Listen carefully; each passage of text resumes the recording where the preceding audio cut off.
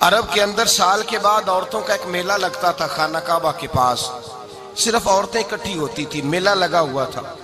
ایک تورات جاننے والا یہودی عالم بھی آیا ہوا تھا، وہ بیویوں کے مجمع پہ نظر ڈال کے کہنے لگا، بیویوں مرد کا کام تو کوئی نہیں عورتوں کے مجمع میں بات کرنا، لیکن میں تمہیں ایک پیغام دینے لگا ہوں، اللہ کے آخری رسول جو مکے میں پیدا ہونے والے ان کے آنے کا وقت قریب آ گیا ہے۔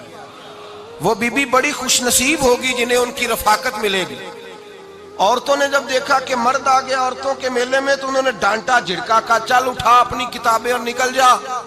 حضرت خدیجہ کہتی ہیں باقیوں نے ڈانٹا پر میں نے بات پلے سے باندھ لی، میں نے پلے سے باندھ لی اور میں انتظار کرنے لگی کہ اللہ کرے وہ نصیب میرے ہی ہو، اللہ کرے مقدر میرا ہی کھلے۔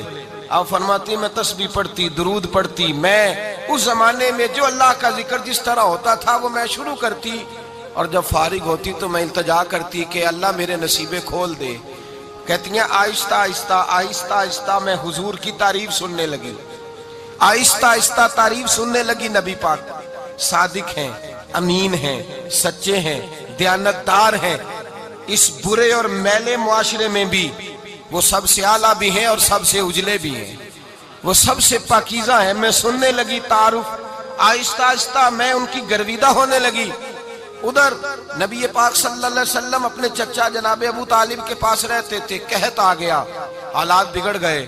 حضور سید عالم صلی اللہ تعالی علیہ وسلم سے چچا کہنے لگے بیٹے اگر مال تجارت لے کے شام جاؤ تو بڑا نفع کماؤ گے، ہمیں ضرورت بھی ہے، اور اگر ہو سکے تو ختیجہ کا مال لے کے جاؤ۔ نبی پاک نے کہا چچا میں نہیں کہوں گا کسی سے جا کے، میں نہیں کہتا کسی سے جا کے، جو میرے نصیب میں ہوگا میرا رب خود عطا فرمائے گا، میں نہیں کہوں گا۔ مصطفیٰ نے تو نہیں کہا۔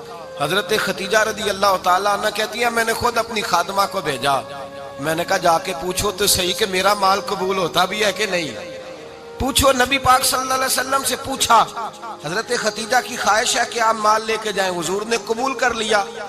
جناب خدیجہ الکبریٰ رضی اللہ تعالیٰ عنہ کے غلام تھے، میسرہ ان کا نام تھا، جناب خدیجہ نے ان کو ساتھ بھیجا۔ فرمایا تین باتیں ارشاد فرمائی، ایک تو فرمایا سارا رستہ غور سے دیکھنا میرے نبی کے ساتھ کیا معاملات درپیش ہوتے ہیں، ابھی اعلان نبوت نہیں کیا، فرمایا ذرا غور کرنا، میرے مصطفیٰ کا مطالعہ کرنا اور مجھے واپس آ کے سبق سنانا، وہ جو تم نے چہرہ بددعا کی تلاوت کی ہو ذرا مجھے واپس آ کے سنانا۔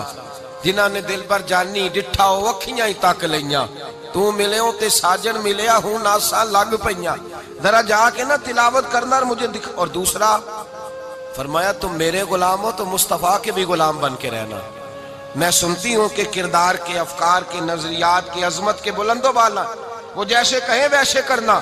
اور تیسری حضرت خدیجہ نے نصیحت فرمائی، فرمایا محمد ابن عبداللہ صلی اللہ علیہ وسلم کی رائے سے اختلاف نہ کرنا، یہ چلتے ہوئے معاہدہ کیا، جو وہ کہہ دے سو کر جانا۔